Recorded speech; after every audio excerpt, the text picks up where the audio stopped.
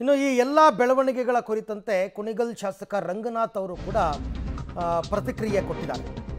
ನಾಯಕತ್ವ ಬದಲಾವಣೆ ಹೈಕಮಾಂಡ್ ತೀರ್ಮಾನ ಮಾಡುತ್ತೆ. ಹೀಗಂತ ಪಬ್ಲಿಕ್ ಟಿವಿಗೆ ಶಾಸಕ ಕುಣಿಗಲ್ ರಂಗನಾಥ್ ಕೊಟ್ಟಿರ್ತಕ್ಕಂಥ ಹೇಳಿಕೆ.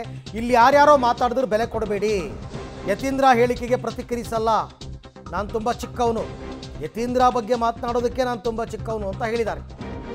2028ಕ್ಕೆ ಕಾಂಗ್ರೆಸ್ ಸರ್ಕಾರವೇ ಅಧಿಕಾರಕ್ಕೆ ಮತ್ತೆ ಬರಬೇಕು, ಉಳಿದದ್ದನ್ನು ಹೈಕಮಾಂಡ್ ತೀರ್ಮಾನ ಮಾಡುತ್ತೆ ಅಂತ ಕುಣಿಗಲ್ ರಂಗನಾಥ್ ಅವರು ಹೇಳಿಕೆ ಕೊಟ್ಟಿದ್ದಾರೆ.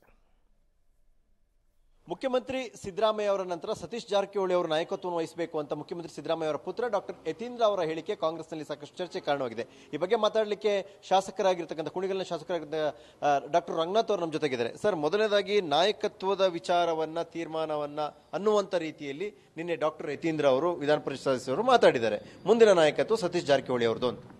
ನಾನು ಅವ್ರ ಕಾಮೆಂಟ್ ನೋಡಿಲ್ಲ, ನೆನ್ನೆಲ್ಲ ನಾನು ಹಳ್ಳಿಲಿದ್ದೆ. ಬಟ್ ಅದ್ರ ಬಗ್ಗೆ ಎಲ್ಲ ಕಾಮೆಂಟ್ ಮಾಡೋಕ್ಕೆ ನಾನು ಚಿಕ್ಕವನಾಗ್ತೀನಿ. ಅದನ್ನೇ ನೀವು ಯತೀಂದ್ರ ಅವರು ಹೇಳಿದರೆ ಅವ್ರನ್ನೇ ಕೇಳಬೇಕು ನೀವು. ಹಾಗಾಗಿ ಇವತ್ತು ನಮ್ಮ ಪಕ್ಷ, ನಮ್ಮ ಮುಖ್ಯಮಂತ್ರಿಗಳು, ನಮ್ಮ ಉಪಮುಖ್ಯಮಂತ್ರಿಗಳು ಒಳ್ಳೆ ಕೆಲಸ ಮಾಡ್ತಾ ಇದ್ದಾರೆ. ಸೊ ಇನ್ನೂ ಹೆಚ್ಚಿನ ರೀತಿ ಕೆಲಸ ಮಾಡಬೇಕಾದಂಥ ಜವಾಬ್ದಾರಿ ನಮ್ಮ ಪಕ್ಷದ ಮೇಲಿದೆ. ನೀವೇ ನೋಡ್ತಾ ಇದ್ದೀರ BJPಯವರು ಯಾವ ರೀತಿ ಕಾಂಗ್ರೆಸ್ ಪಕ್ಷಕ್ಕೆ ತೇಜೋವಧೆ ಮಾಡೋಂಥ ಪ್ರಯತ್ನಗಳು ಪ್ರತಿದಿನ ಮಾಡ್ತಾ ಇದ್ದಾರೆ.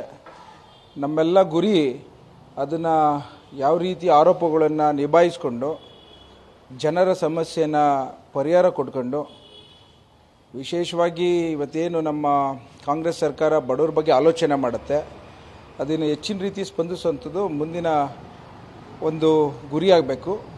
ಮತ್ತು 2028ಕ್ಕೆ ಕಾಂಗ್ರೆಸ್ ಮತ್ತೊಮ್ಮೆ ಅಧಿಕಾರ ಬರುವಂಥದ್ದಾಗಬೇಕು ಅನ್ನೋದೊಂದೇ ಆಸೆ ನನಗೆ. ಅಲ್ಲ, ಅವರು ಅದನ್ನೇ ಹೇಳಿರೋದು 2028ಕ್ಕೆ ಸತೀಶ್ ಜಾರಕಿಹೊಳಿ ಅವರ ನಾಯಕತ್ವ ಇರಬೇಕು ಅಂತ. ನೀವು ಅವ್ರನ್ನೇ ಹೋಗಿ ಕೇಳಬೇಕು. ಅಲ್ಲ, ತಾವ್ಯಾಕೆ ಮಾತಾಡೋಕೆ ರೆಡಿ ಇಲ್ಲ ಸರ್?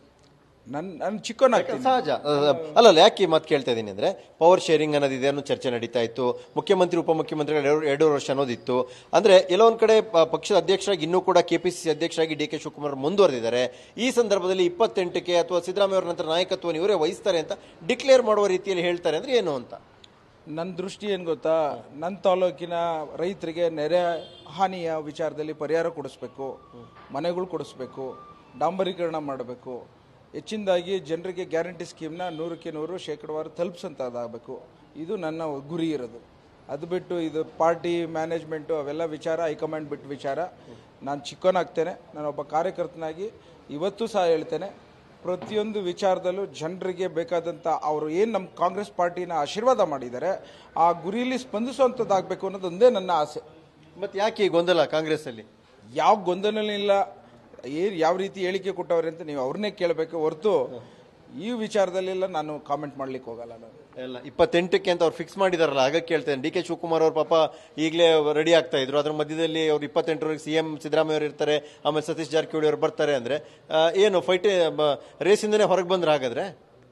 ಅಲ್ಲ, ನನ್ನ ಗುರಿ ಏನು ಗೊತ್ತಾ, ನನ್ನ ಆಸೆ ಏನು ಅಂದರೆ 2028ಕ್ಕೆ ಕಾಂಗ್ರೆಸ್ ಪಕ್ಷ ಸರ್ಕಾರವನ್ನು ತಂದು ಒಂದು ದಾಖಲೆ ಮಾಡಬೇಕು ಅನ್ನೋದಷ್ಟು ಬಿಟ್ಟರೆ ಯಾರು ಏನಾಗ್ತಾರೆ ಅನ್ನೋದೆಲ್ಲ ಹೈಕಮಾಂಡ್ ಅನ್ನೋದು ತಮಗೆಲ್ಲ ಗೊತ್ತಿದೆ.